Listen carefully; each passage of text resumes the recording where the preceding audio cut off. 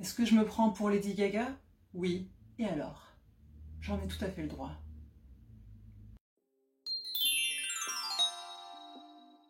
Je vais vous donner quelques petites idées pour vous occuper pendant ces longues journées pour ceux qui peut-être ont perdu leur travail ou ont beaucoup moins de travail, comme moi. C'est parti. Bon, j'ai enlevé mes magnifiques cuissardes parce qu'elles faisaient un bruit pas possible. Idée numéro 1, se lancer dans une activité créative. Alors que vous soyez déjà créatif ou que vous ayez envie depuis longtemps peut-être de vous lancer dans quelque chose de nouveau qui vous trotte dans la tête depuis un moment, eh bien je pense que là c'est le moment idéal. Par exemple, moi je me suis lancée dans la peinture acrylique, chose auquel je pensais depuis des années, mais j'osais pas me lancer du tout. Construire des robots, comme celui-ci par exemple. Deuxième activité. Je ne veux pas vous encourager à être devant votre écran en permanence, mais par contre, ce qui peut être super intéressant, c'est de vous lancer, pourquoi pas, sur TikTok ou sur YouTube. Alors, je pense plutôt à TikTok et YouTube parce que y a un côté plus créatif qu'Instagram, dans le sens où là, il faut vraiment sortir le matériel, sortir la caméra, éventuellement l'éclairage, etc. Troisième petite idée, se lancer dans la cuisine. Alors personnellement, je suis pas forcément une grande cuisinière, mais c'est vrai que là j'ai du temps, donc du coup ça me permet de me mettre à la cuisine. Et ça c'est plutôt génial parce que du coup je me fais vraiment très plaisir. Et j'ai remarqué que je prenais plaisir quand j'avais du temps.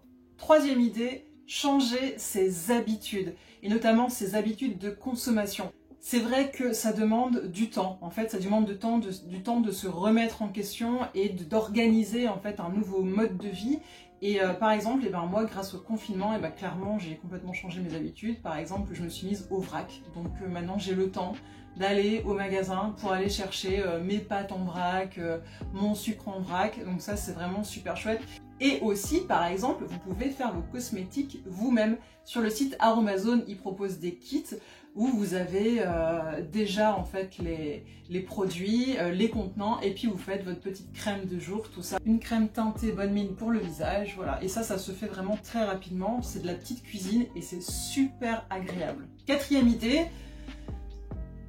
je ne vais pas le recommander chaque jour, mais s'il y a un jeu vidéo que vous n'avez pas eu le temps de terminer, c'est le moment, mettez-vous à fond dessus. Alors pas forcément tous les jours, pas forcément 8 heures par jour, mais moi je sais que c'est un truc, moi j'adore les jeux vidéo, hein. Je suis une geek, mais je suis une geek modérée.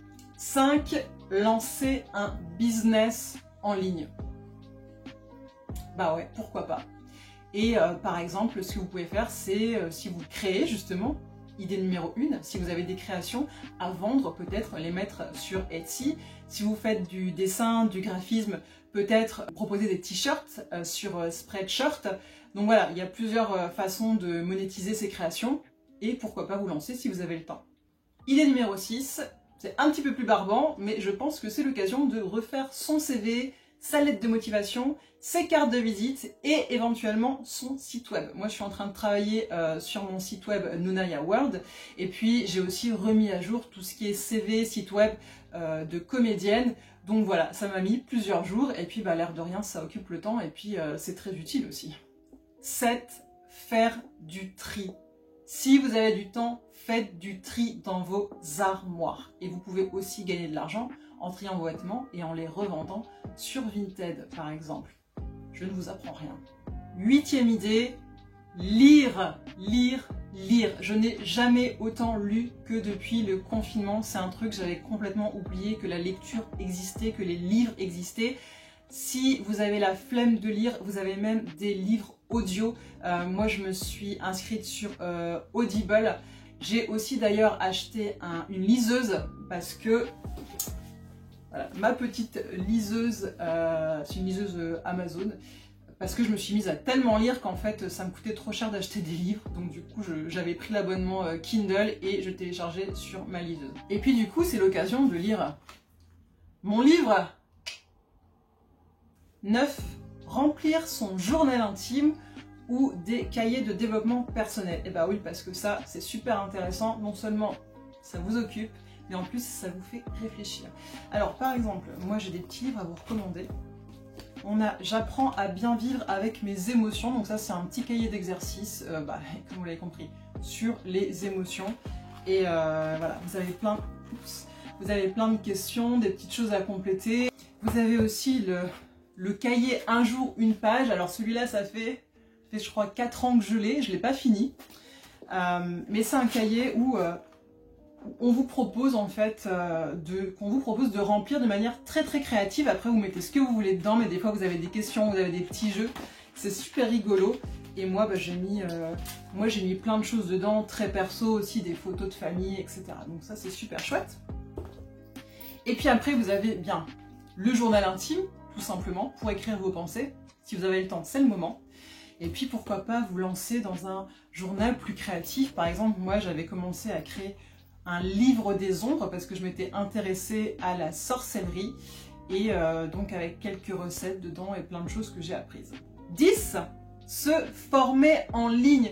Alors là, vraiment, si vous ne travaillez pas, que vous avez des journées libres, formez-vous. Je trouve ça vraiment génial. Lors du premier confinement, je me suis formée en développement web sur HTML et CSS, donc c'était vraiment les bases, mais pendant 3 mois, en fait, j'ai fait que ça sur le site Open Classroom et je vous en ferai une vidéo que je posterai là quelque part.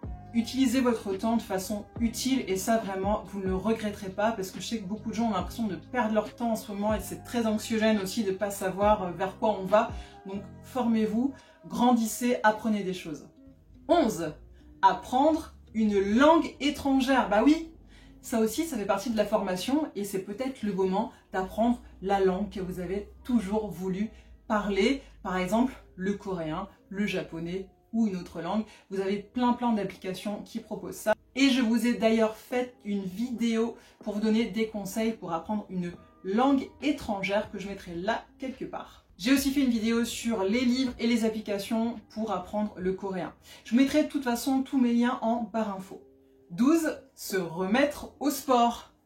Bah oui, c'est pas parce qu'on est à la maison qu'on ne peut pas faire de sport. Et là, je pense notamment au fitness. Par exemple, Sissi, moi, je sais qu'elle fait pas mal de live, elle a aussi toute une formation payante, mais vous pouvez aussi trouver des vidéos gratuites en ligne.